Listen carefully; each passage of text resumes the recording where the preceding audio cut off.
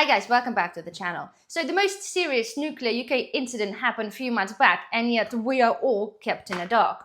I gotta say guys, this is pretty scary. I also say, like, as a preppers, okay, we are preparing for all kinds of things. And we know the part of being prepared is to understand what it is happening in the world around us.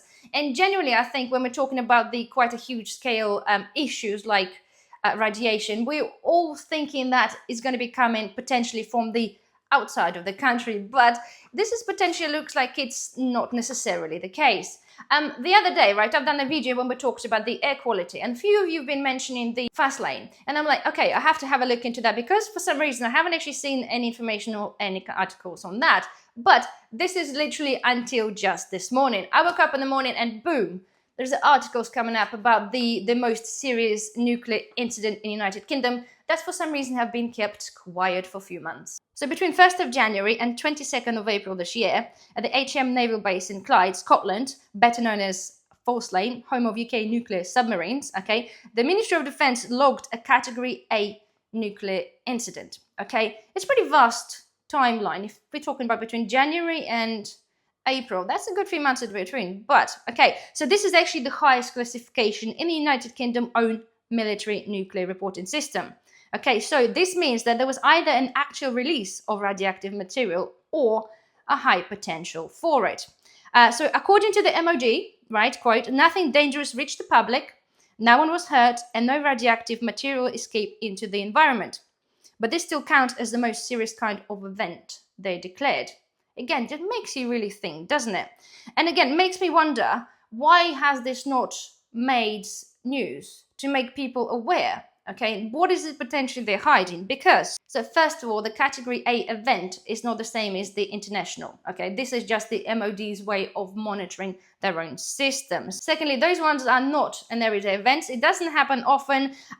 The most recent was in 2023, and then there was one in 2008, and then now we had literally two in the past 2 years, which is rather scary. So the Ministry of Defence says it can't share more for national security reasons.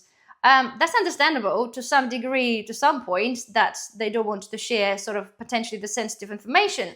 But then as a public, we can then verify what's happened. When you're starved of information, all our people are going to be doing is guessing. And it does make you worry a bit more if you're actually not told or basic information is not disclosed to us as a public. So we were told the public is not at risk, nothing escaped, everything is hunky-dory, and yet they still issued the most severe warning. Also, guys, just a few miles away in the Coalport, apparently there have been reports of the radioactive materials leaking into the lock. And we're talking about, apparently, the earliest report was in 2010, and that was 2019, but apparently there was quite a lot more of them that have not been reported. And basically, so regulators were saying that radiation levels were low and not a danger, but obviously their internal documents apparently showed that the problem's been going on for years, and they're very slow to fix. And this is all due to apparently very aging infrastructure and the pipes. So again, we're talking about the massive incident, and then over the past God knows how many years, the radiation was leaking into the locks. I think this is pretty crazy. So basically the point is, we had two huge events in the past 2 years. We have the continuous, what it sounds, the radiation leak into the locks, and yet government and everybody else basically refuses to give us more information, what is happening and why this is happening. So guys, the scariest part is sometimes it's not what we know, but in fact what we don't know.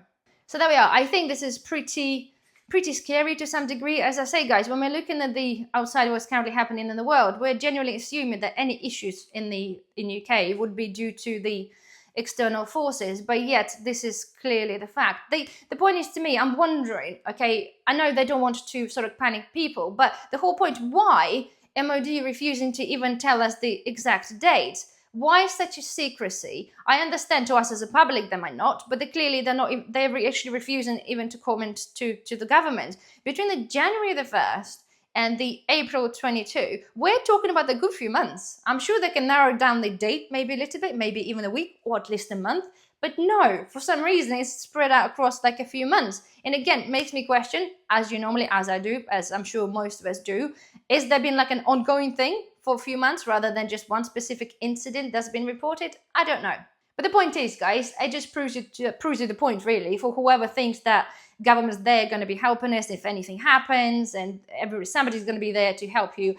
This just proves the fact that we are totally starved of information.